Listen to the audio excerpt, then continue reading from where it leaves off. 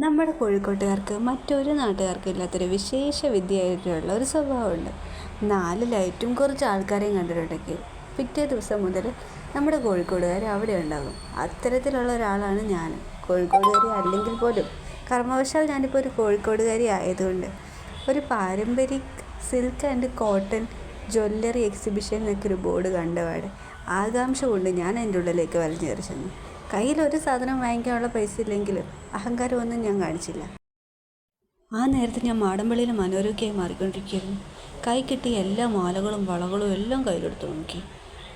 പക്ഷേ ആ സത്യം ഞാൻ തിരിച്ചറിഞ്ഞു. ഇതെൻ്റെ ബഡ്ജറ്റിനേക്കാൾ വളരെ കൂടുതലാണ്.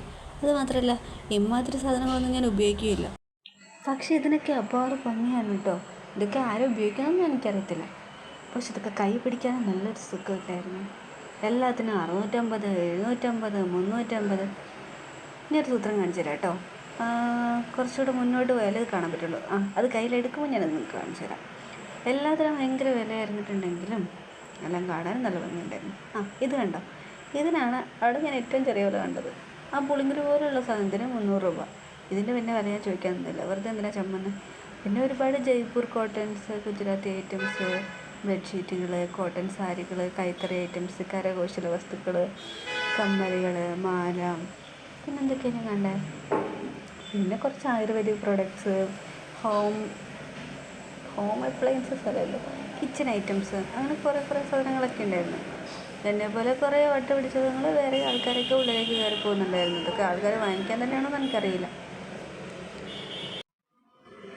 എന്തായാലും കണ്ടത് എല്ലാ സാധനങ്ങളും എനിക്കിഷ്ടമായി. പക്ഷെ ഇതിൻ്റെ ഒന്നും ആവശ്യം എനിക്കില്ലെന്നാലും പിന്നെ ഒന്നും വാങ്ങിക്കാനുള്ള പൈസ എൻ്റെ കയ്യിലില്ലാത്തതുകൊണ്ട് ഞാൻ നിരാശയോടെ ഇറങ്ങി പോന്നു. അങ്ങനെ പുറത്തോട്ട് ഇറങ്ങി വരുമ്പോഴാണ് നമ്മുടെ പിണറായി സാറിൻ്റെ ഫോട്ടോ വെച്ച് വേറൊരു ഖാദിമകളുടെ വണ്ടി കണ്ടത്.